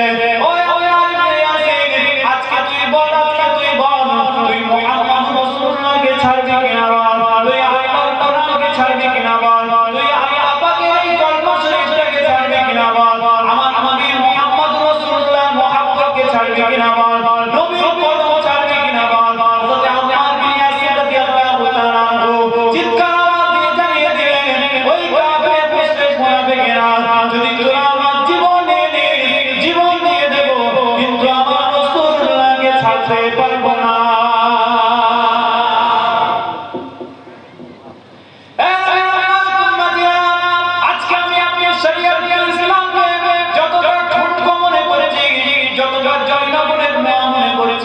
যতটা আমি আপনি ছেড়ে খেলা করেছি ইসলামকে নিয়ে, যতটা আমি ছেড়ে খেলা করেছি শরীয়তকে নিয়ে, এই শরীয়তের আমি গুরুত্ব বুঝি না, গুরুত্ব দেওয়ার চেষ্টা করি না।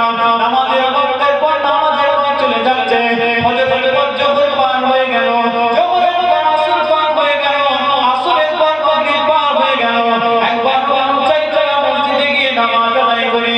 এতটা ইসলামকে আপনি ছোট করলেন কেন?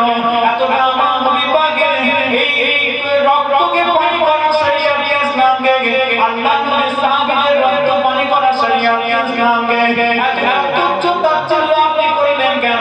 কারণ আপনার ভিতরে ইসলামের মর্যাদা মর্তবাটা নাই, আপনি ইসলামের মর্যাদা মর্তবাটাকে নিজের অন্তরের মধ্যে ধারণ করতে পারেন। আমি ইসলামের জন্য আপনাকে কোনো ত্যাগ স্বীকার করতে হয়নি, আপনার আব্বাকেও কোনো ত্যাগ স্বীকার করতে হয়নি, আপনার দাদুকেও ইসলামের জন্য কুরবানি দিতে হয়নি। যদি কুরবানিটা দিতে হতো ইসলামের জন্য, তাহলে বুঝতে পারবে ইসলামের জন্য দরজা আমাদের অন্তরের মধ্যে জায়গা পেয়ে যেত। ইসলামের জন্য শরীয়তকে দুনিয়ার জমিনে প্রতিষ্ঠা করার জন্য আমার রাসূলুল্লাহ সাহাবীরা ত্যাগ স্বীকার করেছিলেন। হযরত আম্মার বিন ইয়াসির রাদিয়াল্লাহু তাআলা বুকে একটা অগ্নিকুণ্ড তৈরি করা হলো। কাফের মুশরিক মুনাফিকেরা হযরত আম্মার ইবনে ইয়াসিরকে এই আগুনের অগ্নিকুণ্ডের মধ্যে আগুন জ্বালিয়ে দিয়ে, গর্ত করে আগুন জ্বালিয়ে দিয়ে হযরত আম্মারকে ওই আগুনের মধ্যে নিক্ষেপ করা হলো। আল্লাহর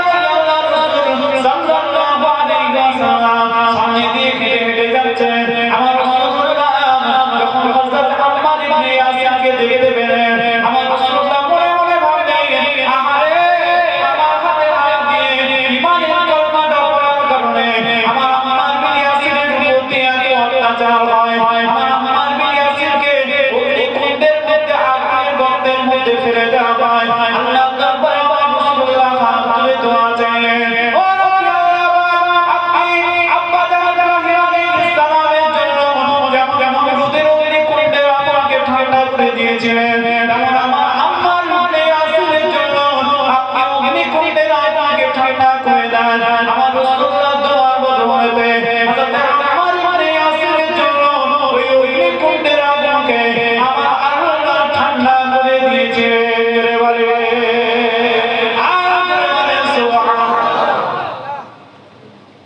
আপনি আমি ইসলামের পবিত্র বুঝি বলে আপনি আমি শরীয়তের পবিত্র বুঝি আপনি আমি নামাজের পবিত্র বুঝি বুঝেছিলেন হযরত আম্মার ইবনে ইয়াসির রাদিয়াল্লাহু তাআলা বলুন না সুবহানাল্লাহ যুদ্ধের ময়দানে থেকে যাতুল লিকা আমার রাসূলুল্লাহ মাঝখানে তাবু টাঙিয়ে দুজন সাহাবীকে রাখলেন একজন হচ্ছে হযরত আম্মার ইবনে ইয়াসির আরেকজন হচ্ছে হযরত আব্বাস বিন বিশর রাদিয়াল্লাহু তাআলা দুজনকে আমার রাসূলুল্লাহ পাহারা দিয়েছেন গভীর রাতে দুজন পাহারা দিচ্ছেন হযরত আব্বাস বিন বিশর বলেন আম্মার বিন ইয়াসির কে হযরত আব্বাস বিন বিশর বলেন ভাই রে আল্লাহর নবী আমাদেরকে পাহারা দেওয়ার দায়িত্ব দিয়েছেন আপনি অর্ধেক পাহারা দেন আমি অর্ধেক আমি আব্বাস বিন বিশর আমি অর্ধেক রাতে আমি পাহারা দেব তারপরে অর্ধেক রাতে আপনি পাহারা দেবেন সব সাহাবারা ঘুমাচ্ছে আমার রাসূলুল্লাহ আরাম করছেন হযরত আব্বাস বিন বিশর বললেন ভাই আমার আপনি একটু ঘুমান আমি একটু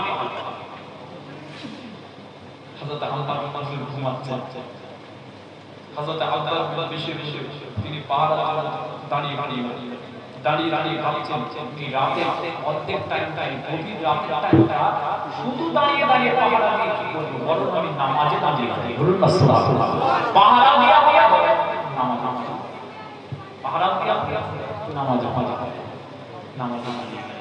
নামাজ আদায় যাওয়ার সাথে সাথে হযরত আব্বাস বিন বিশর রাদিয়াল্লাহু তাআলা যে কোরআন শরীফ তেলাওয়াত শুরু করলেন আমার রাসূলুল্লাহ তাআলা তেলাওয়াত খুব পছন্দ করতেন হযরত আব্বাস বিন বিশরের তেলাওয়াত কোরআন শরীফ তেলাওয়াত আমার রাসূলুল্লাহ খুব প্রিয় ছিল খুব পছন্দ ছিল তিনি নামাজ আদায় করতেন যুদ্ধের ময়দানে একজন কাফেরের স্ত্রীকে সাহাবারা হত্যা করেছিলেন কোনো কারণে একজন কাফের স্ত্রীকে সাহাবারা হত্যা করেছিলেন সেই হত্যার প্রতিশোধ নেওয়ার জন্য একজন কাফের যুদ্ধ থেকে শুনতে পেলেন হযরত আব্বাস বিন বিশর রাদিয়াল্লাহু তাআলা কুরআন শরীফ পড়া রাতে কিছু অন্ধকার হযরত আব্বাস বিন বিশরের গলার আওয়াজকে তাক করে একটা তীর ছোড়া হলো সেই তীরটা ডাইরেক্ট হযরত আব্বাসের শরীরের ভিতরে ঢুকে গেল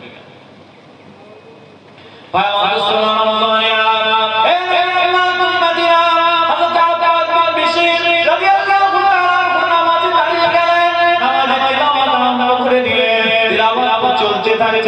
এমন সময় একজন কাফের একটা তীর ছুঁড়েছে হযরত আব্বাস বিন বিশরের শরীরের মধ্যে তীরটা গিয়ে গেল হযরত আব্বাস বিন বিশর তীরটাকে শরীর থেকে টেনে বার করে আবার নামাজের মধ্যে তিলাওয়াতটাকে কন্টিনিউ করলেন তিলাওয়াতটাকে চালিয়ে গেলেন এই নামে করে ওই কাফেরটা দূর থেকে আবার তিলাওয়াতের আওয়াজ পায় সে মনে করেছে হয়তো তীরটা আব্বাস বিন বিশরের শরীরের মধ্যে লাগে না যদি শরীরের মধ্যে লাগতো তাহলে তিলাওয়াত করতে পারতো না এই না মনে করে আরেকটা তীর আব্বাস বিন বিশরের দিকে ছুঁড়েছে আবার আব্বাস বিন বিশরের শরীরের মধ্যে তীরটা লেগেছে এমন পরিস্থিতিতে হযরত আব্বাস বিন বিশর রাদিয়াল্লাহু তাআলা ওই তীরটাকে শরীর থেকে আবার বার করে ফেলে দিলেন কিন্তু তিলাওয়াত বন্ধ করলেন না কুরআন শরীফটা তিলাওয়াত করতেই থাকলেন করেই চললেন এই পরিস্থিতিতে এই কাফের আবার একটা তীর হযরত আব্বাসের দিকে ছুঁড়ে দেয় এই তীরটা ছোড়ার সঙ্গে সঙ্গে হযরত আব্বাস তবু তিলাওয়াতটা বন্ধ করলেন না কিছু তিলাওয়াতটা করতে হঠাৎ করে মাথায় চলে এলো যদি এই তিলাওয়াত করতে এই তীরের আঘাতের কারণে যদি আমি শহীদ হয়ে যাই তাহলে আমার রাসূলুল্লাহ আমাকে যে দায়িত্বটা দিয়েছিলেন যে আমাদের এই তাবুতগুলোকে পাহারা দিতে হবে যদি আমি এই অবস্থায় শহীদ হয়ে যাই তাহলে আমার রাসূলুল্লাহ ওই দায়িত্বটা তো পালন করা হবে না এই না মনে করে তাড়াতাড়ি রুকু সিজদা করে নামাজটা কমপ্লিট করে নিলেন হযরত আম্মার বিন ইয়াসিরের কাছে দৌড়ে গিয়ে হযরত আম্মারকে ডেকে বললেন ও ভাই আম্মার রে দাঁড়িয়ে যাও এবার তোমার সময় হয়ে গিয়েছে তুমি পাহারা দিতে আরম্ভ করো না জানি আমি হয়তো শহীদ হয়ে যাব হযরত আম্মার চিৎকার দিয়ে বলে ও আব্বাস কি হলো রে হযরত আব্বাস বিন বিশর বলে ও ভাই আম্মার আমি নামাজের মধ্যে তিলাওয়াত করছিলাম দাঁড়িয়ে দাঁড়িয়ে, তেলাওয়াত করছিলাম দাঁড়িয়ে দাঁড়িয়ে, যদি আমার এই ভয় না হতো যে নবী পাক যে আমাকে হুকুম করেছেন পাহারা দেওয়ার, এই দায়িত্বটা আমাকে পালন করতে হবে। আমি যদি মারা যাই তাহলে আমার আম্মার বিনিয়াসকে পালন করতে হবে। এই ভয় যদি আমার না থাকতো, শরীরের মধ্যে তীরটা নেওয়া অবস্থায় আমি আল্লাহ পাকের কোরআনটা তেলাওয়াত করতে করতে শহীদ হয়ে যেতাম। যদি আমার মনে না হতো যে আমার দায়িত্ব দিয়েছে রাসূলুল্লাহ, আমি যদি এই অবস্থায় শহীদ হয়ে যাই তাহলে আমার রাসূলুল্লাহকে কাফেররা আঘাত করতে পারে, তাড়াতাড়ি আম্মার বিন ইয়াসিরকে তুলে দিয়ে সে তারপর পাহারা দেবে, তারপর যদি আমাকে শরীর বিক্ষত হয়ে যায় আমার কিছু অসুবিধা নেই। কিন্তু এতটুকু চিন্তা করেন যে শরীরে আঘাত লেগেছে, তারপরেও আঘাত পাওয়া সত্ত্বেও তিনটে তীর শরীরের মধ্যে নিয়ে একইভাবে তেলাওয়াত চালিয়ে গেছে, তেলাওয়াত বন্ধ করেনি। জোরে বলেন সুবহানাল্লাহ। একে বলে ঈমানি জজবা, ঈমানি পাওয়া। এই ঈমানি জজবা আমাদের কোথায় গেল? এই ঈমানি চেতনা আমাদের কোথায় গেল? সালাম আলাইহি কোথায় গেল? আব্দুল গাজী কোথায় গেল? ওসমান কোথায় গেল? আজকে খালিদ ইবনে ওয়ালিদ কোথায় গেল? আজকে মুসলমানরা তো একেবারে সারা পৃথিবীতে সবচেয়ে লজ্জিত, সবচেয়ে অপমানিত, সবচেয়ে দুর্বল জাতি পরিণত হয়েছে। আমার রাসূলুল্লাহ ঘোষণা করেছিলেন এই মুসলমানদের জাতি যিনি সবচেয়ে শ্রেষ্ঠ জাত, কিন্তু কিয়ামতের পূর্বেতে এমন একটা পজিশন আসবে, আমার মাতিদের অন্তরের মধ্যে শহীদি তামান্না থাকবে না, শহীদি তামান্না থাকবে না, তাদের দিলের মধ্যে মওতের প্রতি খৌফ এসে যাবে, মৃত্যুর প্রতি ভয় এসে যাবে। আর দ্বিতীয় কথা আমার রাসূলুল্লাহ বললেন আমার উম্মতিকে দুনিয়ার লোভ লালসা, বিষয় সম্পত্তির লোভ আমার উম্মতকে পেয়ে বসবে, যার এরা এদের ঈমানি জজবাকে প্রকাশ করতে পারবে না, এরা দুনিয়ার সবচেয়ে দুর্বল জাতি। আজকে আমরা দুর্বল জাতিতে পরিণত হয়েছে হয়েছে না হয় না? আজকে যে বাচ্চা আমাদের টাকে ঢুকে বিভাগে পাচ্ছে, যে বাচ্চা আমাদের টাকে চাকরি মেরে পাচ্ছে, আমরা কিছু পাচ্ছি না। কারণ আমার রাসূলুল্লাহ সাল্লাল্লাহু আলাইহি ওয়াসাল্লাম উম্মতের ভিতরে মওতের প্রতি খৌফ এসে যাবে, ভয় এসে যাবে, মৃত্যুর প্রতি ভয় এসে যাবে, আর কি দুনিয়ার লোভ লালসা বেশি হবে, যার জন্য তার শহীদ তামান্না হারিয়ে দিবে। এরা হযরত তালহা ইবনে উবাইদুল্লাহ তার শহীদ তামান্না রাখতে পারবে না, এরা খালিদ ইবনে ওয়ালিদ তার শহীদ তামান্না রাখতে পারবে না।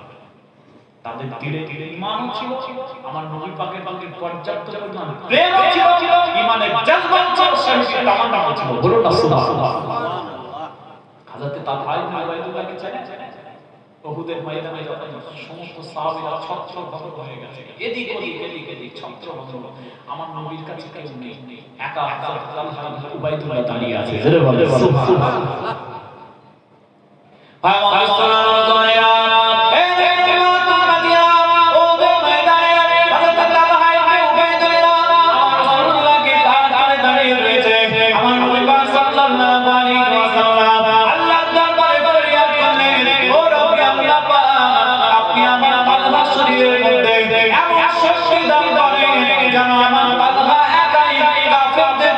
যথেষ্ট হয়ে যায়। তালহা ইবনে উবাইদুল্লাহ রাদিয়াল্লাহু তাআলা আমার রাসূলুল্লাহর সামনে চিতিয়ে দিয়ে গাড় করে দাঁড়িয়ে আছে, জীবন চলে যায় যাবে, একটা তীর আমার রাসূলুল্লাহ শরীরে রাখতে দেব না। তালহা ইবনে উবাইদুল্লাহ সামনে একবার কাফেররা চলে আসে, একবার তরবারি হাতে নিয়ে বীর বিক্রমের সাথে যুদ্ধ করে কাফেরদেরকে ধরাশায়ী করে দেয়। আবার আমার রাসূলুল্লাহকে একবার কাঁধের মধ্যে তুলে দিয়ে আস্তে আস্তে পাহাড়ের চূড়ার দিকে উঠতে থাকে, একটা নিরাপদ জায়গাতে আমার রাসূলুল্লাহকে আবার বসিয়ে দেয়। আবার সামনে থেকে কাফেররা চলে এসেছে, আবার যুদ্ধ করছে, বীর বিক্রমের সাথে যুদ্ধ করে কাফেরদেরকে ধরাশায়ী করে দিয়ে আবার আমার রাসূলুল্লাহকে নিজের কাঁধের মধ্যে তুলে দিয়ে পাহাড়ের উপরের দিকে উঠতে আরম্ভ করেছে। এই রকম ভাবে উঠতে কাফেরদের সাথে যুদ্ধ করতে করতে একসময় হযরত তালহা ইবনে উবাইদুল্লাহ হুজুরের একটা হাত জখম হয়ে গেল, একটা হাত কাফেরদের আক্রমণের কারণে অচল হয়ে গেল, আর একটা হাত তখন সুস্থ রয়েছে। এই হাত দিয়ে রাসূলুল্লাহকে কাঁধের মধ্যে তুলে নিয়ে আবার পাহাড়ের চূড়ার দিকে উঠতে আরম্ভ করেছে। এক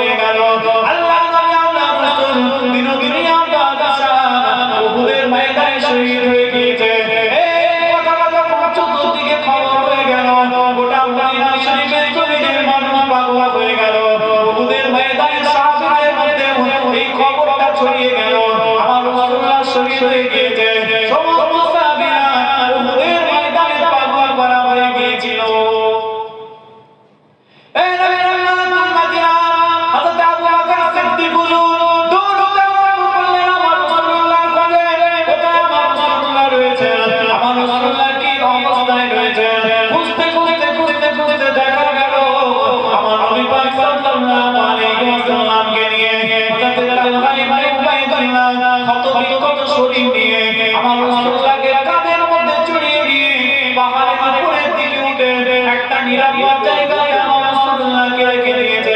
এমন সময় আবু বকর সিদ্দিক দৌড়ে দৌড়ে আমার রাসূলুল্লাহর দরবারে চলে গেলেন। নবী পাক গিয়ে যখন দেখলেন, তখন দেখতে পেলেন আমার রাসূলুল্লাহর শরীরের মাথার মধ্যে লোহার কড়া কাঁধের মধ্যে ঢুকে গিয়ে আমার নবী পাকের দান মোবারক শহীদ হয়ে গিয়েছে। লোহার মাথায় যে হেলমেটটা লোহার হেলমেটটা থাকে, এই লোহার কড়া আমার রাসূলুল্লাহ চোয়ালের মধ্যে ঢুকে গিয়ে রক্তক্ষরণ আরম্ভ হয়ে গিয়েছে, রক্ত বেরোতে আরম্ভ হয়ে গিয়েছে। যখন আবু বকর সিদ্দিক সামনে গিয়ে হাজির হয়ে গেলেন, আমার নবী পাক সাল্লাল্লাহু আলাইহি ওয়াসাল্লাম বললেন, ও বাবা আবু বকর গো, আমি রাসূলুল্লাহ আমার কাছে আসতে হবে না, আমি রাসূলুল্লাহ ভালো আছি, তোমরা আমার তালহা ইবনে উবাইদুল্লাহর কাছে যাও, আমার তালহা ইবনে উবাইদুল্লাহ কি করছে দেখে এসো। আমার তালহা ইবনে উবাইদুল্লাহ একা আমার রাসূলুল্লাহকে পাহারা দিয়েছে। হযরত আবু বকর সিদ্দিক সাহাবীরা হযরত তালহা ইবনে উবাইদুল্লাহর কাছে গিয়ে দেখেন তার শরীরের মধ্যে প্রায় ৭০টারও বেশি তীরের আঘাত হযরত তালহা ইবনে উবাইদুল্লাহর শরীরের মধ্যে নিয়েছে।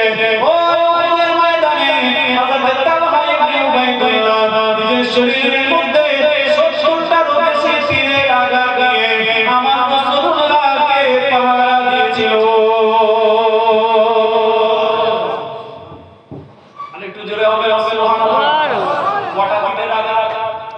৭০টারও বেশি তীরের আঘাত নিজের শরীরের মধ্যে নিয়ে আমার নবীকে পাহারা দিয়েছে। জীবন চলে যাবে, আমার রাসূলুল্লাহর কদম ছাড়তে পারবে না, নবী পাক ছাড়তে পারবে না। বলুন সুবহানাল্লাহ। আমার রাসূলুল্লাহ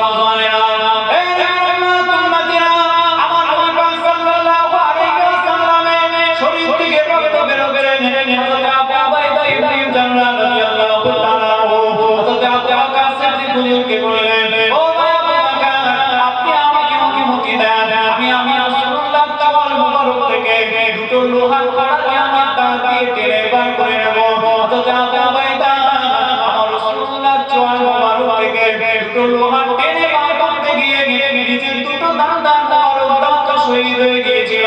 এমন পরিস্থিতিতে দেখা গেল আমার রাসূলুল্লাহর শরীরে কিছুটা আরাম পেলেন, স্বস্তি পেলেন, কিন্তু দাঁতের কাছ থেকে গল গল গল গল করে রক্ত বেরোতে আরম্ভ হয়েছে।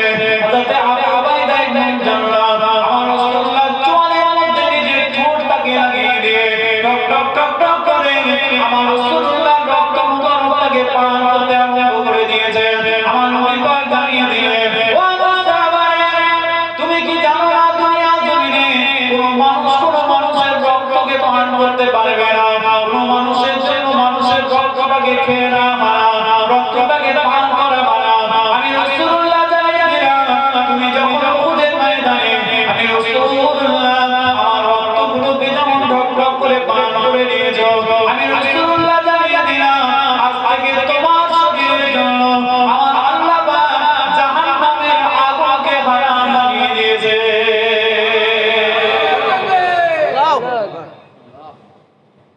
আমি রাসূলুল্লাহ আমার রক্ত যখন তোমার শরীরের মধ্যে গেছে, তোমার রক্তের সাথে যখন আমার রক্ত মিশে গেছে, আমি নবী পাক বলছি আজ থেকে তোমার জীবন আল্লাহ পাক জাহান্নামের আগুনকে হারাম করে দিয়েছে।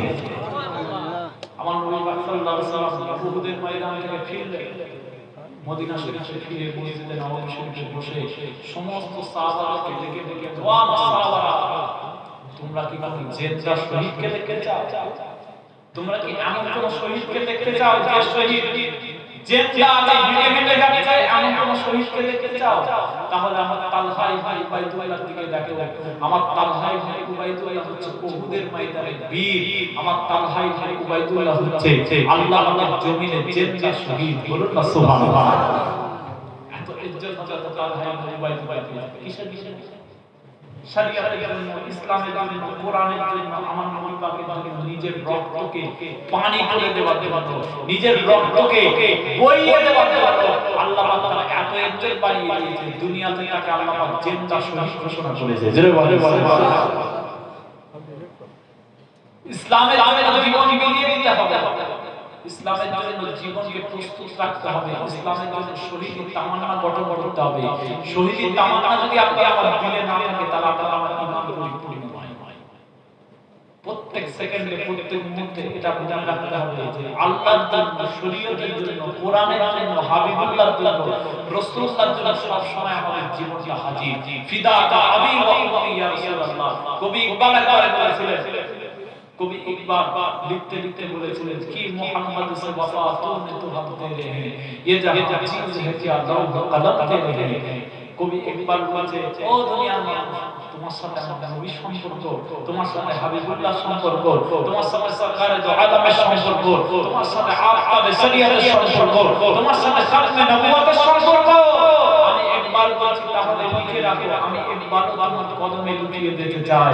আর শুধু আমি ইকবাল নয়, আল্লাহ পাক দু জাহানকে তোমার কদমে লুটিয়ে দিয়ে মানলাম তাআলা যে আল্লাহ রাসূলের হবে, আল্লাহ পাক গোটা দুনিয়াকে তার কদমে লুটিয়ে দিয়ে।